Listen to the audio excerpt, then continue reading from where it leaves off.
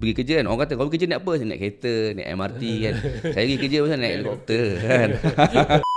Okay, the physical untuk pergi offshore ni korang kena ada ambil beberapa lesen. Lesen ni sebagai BOSET lah, Basic of Offshore Safety Course korang kena ambil. Dan basic safety ni korang kena naik helikopter. Masa zaman saya masih lagi naik helikopter bang. Pergi kerja kan, orang kata kau pergi kerja naik apa? Saya naik kereta, naik MRT kan.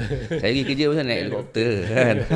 Dalam BOSET ni dia kena ada satu course 3 hari lah. Sekarang dah jadi lain dah. Dia kena masuk dalam orang panggil sebagai cabin lah. Dia ambil pada cabin. Cabin tu dia strap kita lah, strap, dan dia akan turun, dia akan terbalik kan. Simulation ni. Ni simulation tapi dalam swimming pool.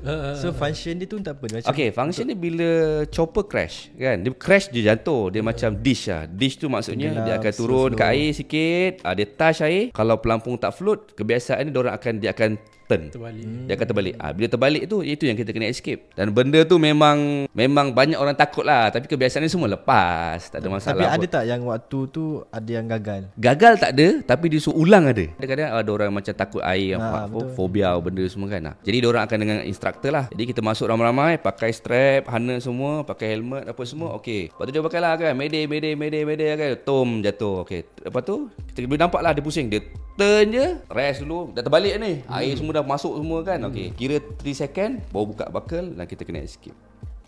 Swimming pool memang dalam masa tu. Berenang memang wajib lah. Berenang dia tak wajib. Sebab kita di offshore, salah satu bila korang macam kena kerja, korang kena pakai work vest, korang kena pakai life vest. Dia ada banyak lagi benda-benda yang tu. Tapi basic mungkin orang tahu jugalah. Tapi kebiasaan kawan saya, kalau 10 kawan saya tu, seorang yang tak boleh berenang.